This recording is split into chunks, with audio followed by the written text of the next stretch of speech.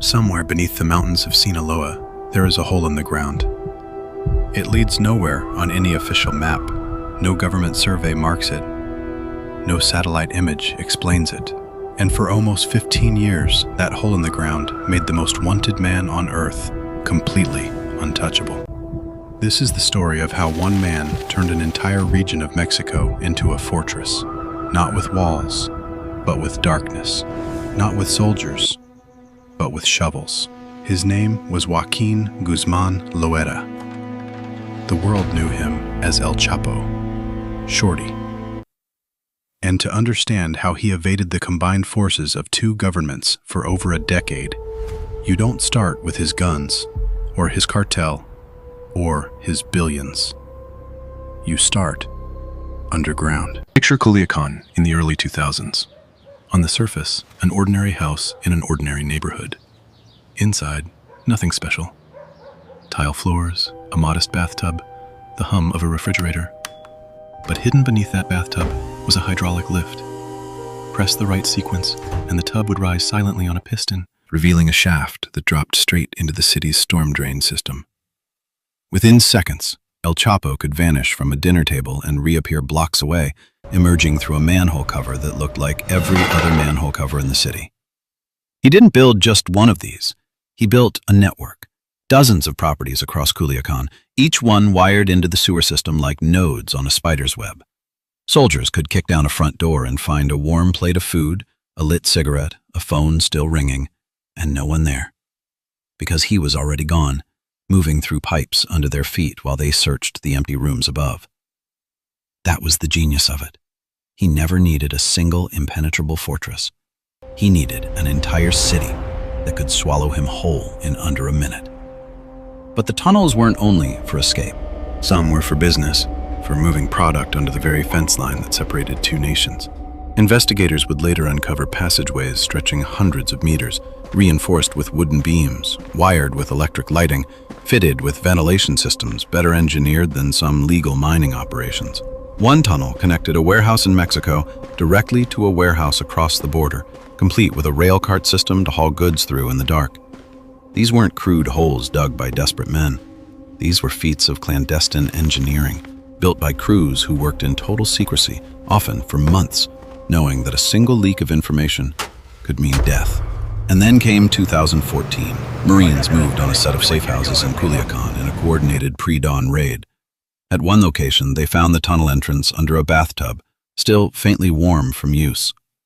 Chapo had escaped again, this time barefoot, through a storm drain, disappearing into the city's underworld of pipes. For hours, he was a ghost in the plumbing of his own kingdom.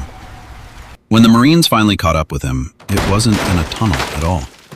It was in a modest hotel room in Mazatlan, hundreds of miles away, sleeping beside his wife with far less protection than anyone expected.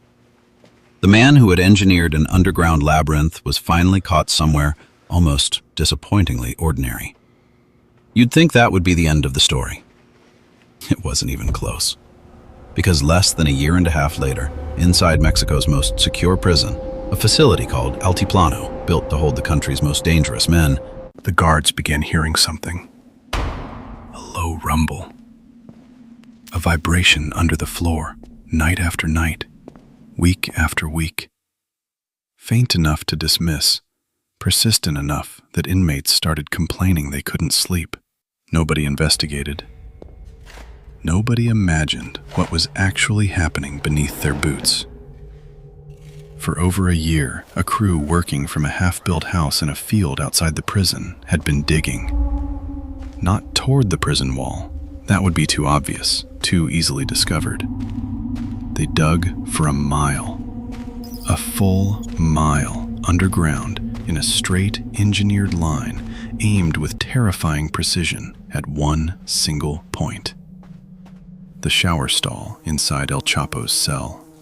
Why the shower? Because it was the one place in that cell with no camera watching. The tunnel they built wasn't a desperate scramble.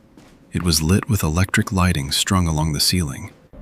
It had PVC piping for ventilation so the diggers below could breathe for hours at a time.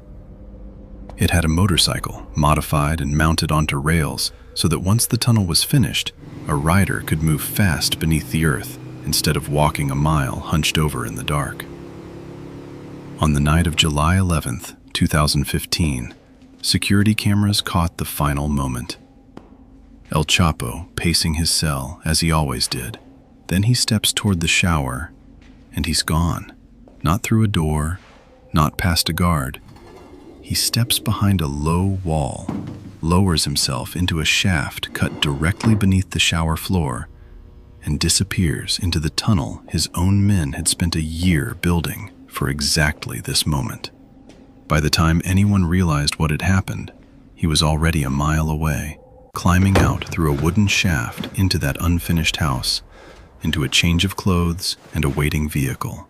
The most secure prison in Mexico had been beaten, not by force, but by patience, by over a year of digging in total silence, directly underneath the noses of the men guarding him. It took a massive manhunt and months of pursuit before he was captured again, this time for good.